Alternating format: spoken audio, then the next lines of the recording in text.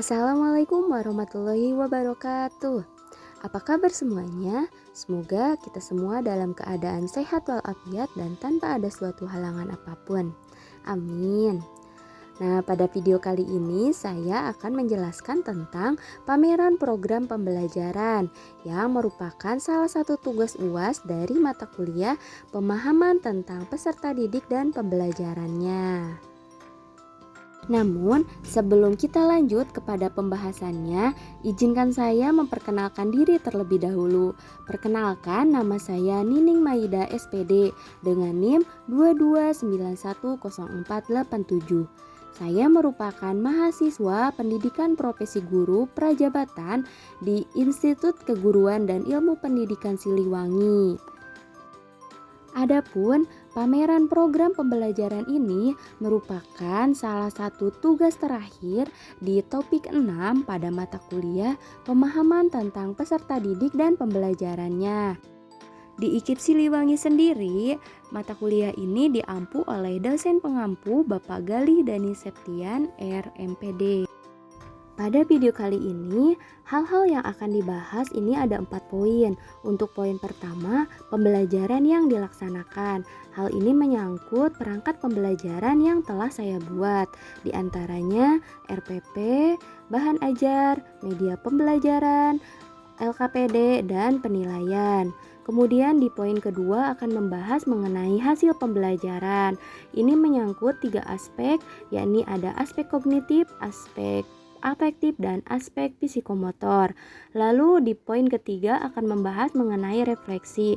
Refleksi ini dilaksanakan bersama DPL atau dosen pembimbing lapangan serta guru pamong dan juga rekan sebaya.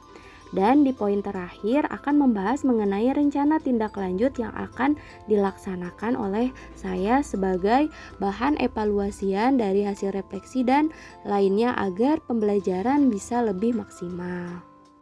Baik, kita mulai pembahasannya di poin pertama mengenai pembelajaran yang dilaksanakan, menyangkut RPP, bahan ajar, media pembelajaran, LKPD, dan instrumen serta rubrik penilaian. Untuk rencana pelaksanaan pembelajaran ini dilaksanakan di SD Negeri Utama Mandiri 1 di kelas 5A semester 2 dengan materi tema 8 lingkungan sahabat kita, subtema 2 perubahan lingkungan, pembelajaran ketiga dengan fokus pembelajaran PPKN dan IPS untuk alokasi waktu 1 kali pertemuan.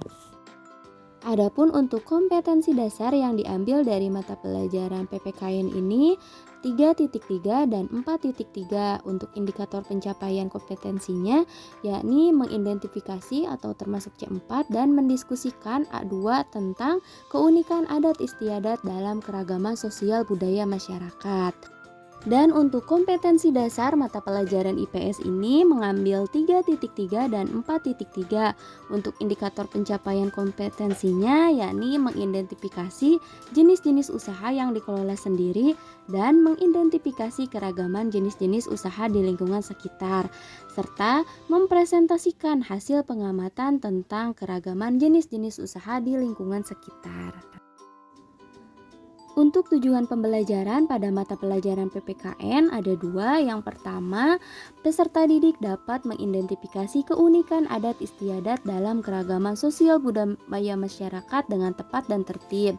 Lalu yang kedua, siswa dapat melakukan diskusi tentang keunikan adat istiadat yang diperoleh dari berbagai sumber. Dan untuk mata pelajaran IPS terdapat 3 tujuan pembelajaran. Untuk yang pertama, peserta didik mampu mengidentifikasi jenis-jenis usaha yang dikelola sendiri dengan benar dan tertib. Lalu yang kedua, peserta didik mampu mengidentifikasi keragaman jenis-jenis usaha di lingkungan sekitar dengan benar dan tertib. Dan yang terakhir, peserta didik mampu mempresentasikan hasil pengamatannya tentang keragaman jenis-jenis usaha di lingkungan sekitar dengan benar dan percaya diri.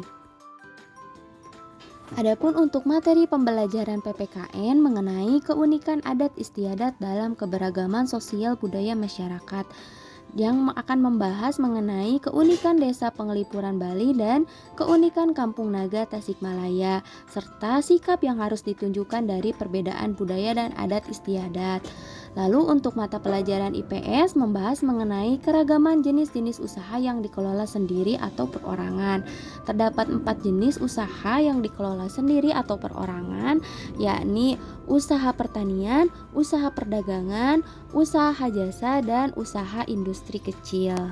Selanjutnya untuk metode pembelajarannya menggunakan problem based learning dengan langkah-langkah pembelajaran di pendahuluan, yakni berdoa, menyanyikan lagu wajib nasional, cek kehadiran siswa, mengkondisikan peserta didik untuk belajar, apersepsi, memberikan tujuan pembelajaran, dan memotivasi peserta didik untuk siap belajar dengan ice breaking.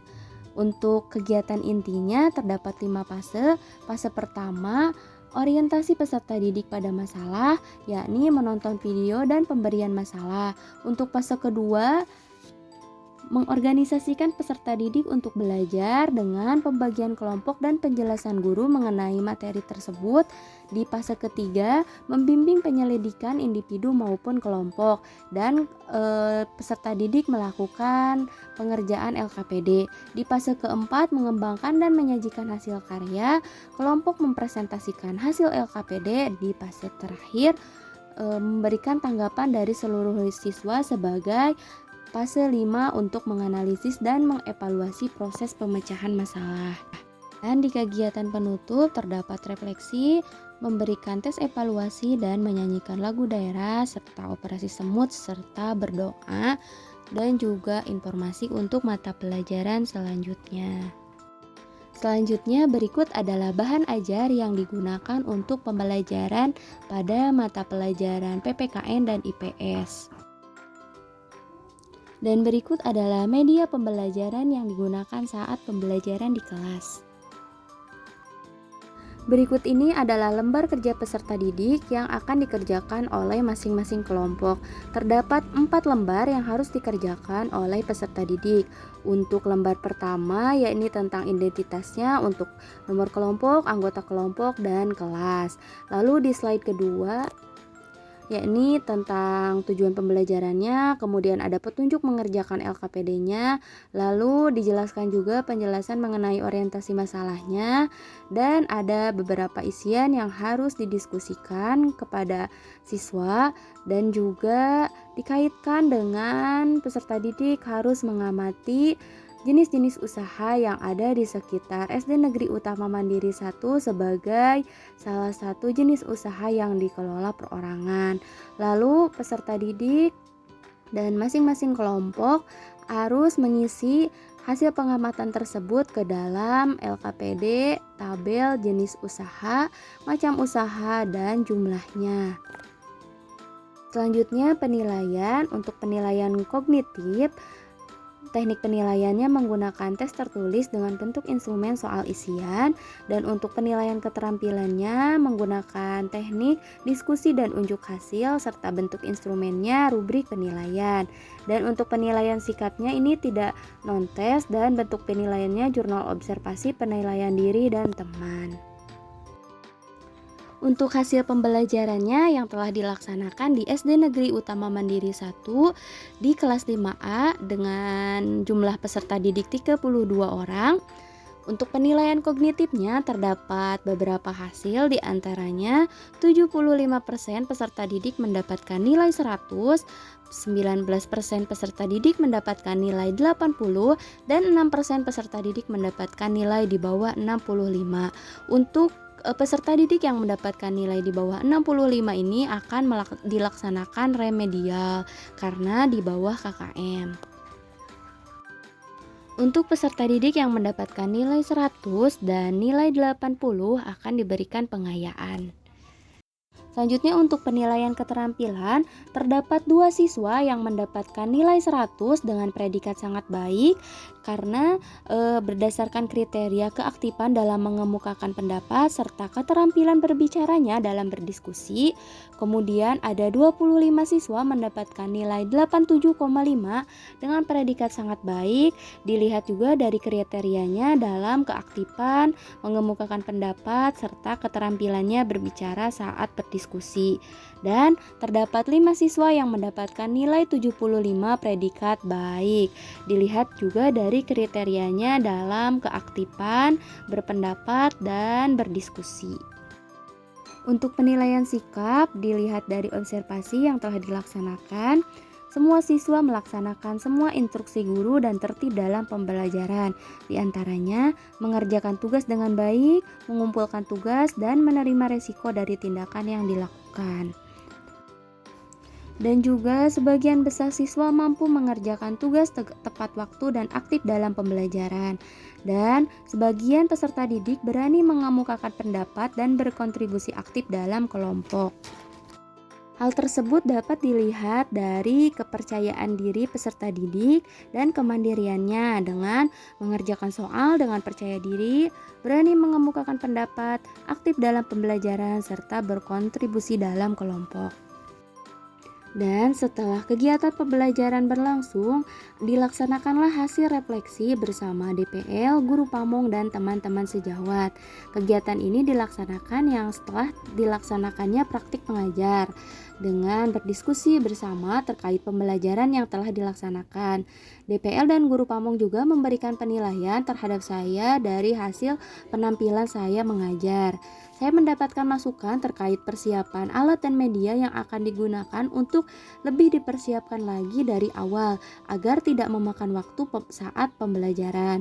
Selain itu, ada masukan juga dalam pengelolaan kelas dan siswa yang baik dan lebih kondusif agar pembelajaran lebih maksimal. Adapun untuk rencana tindak lanjutnya, guru harus lebih mempersiapkan alat dan bahan yang akan digunakan saat pembelajaran. Guru juga harus mengunduh semua file atau media yang akan ditampilkan apabila mengambil dari sumber lain seperti YouTube.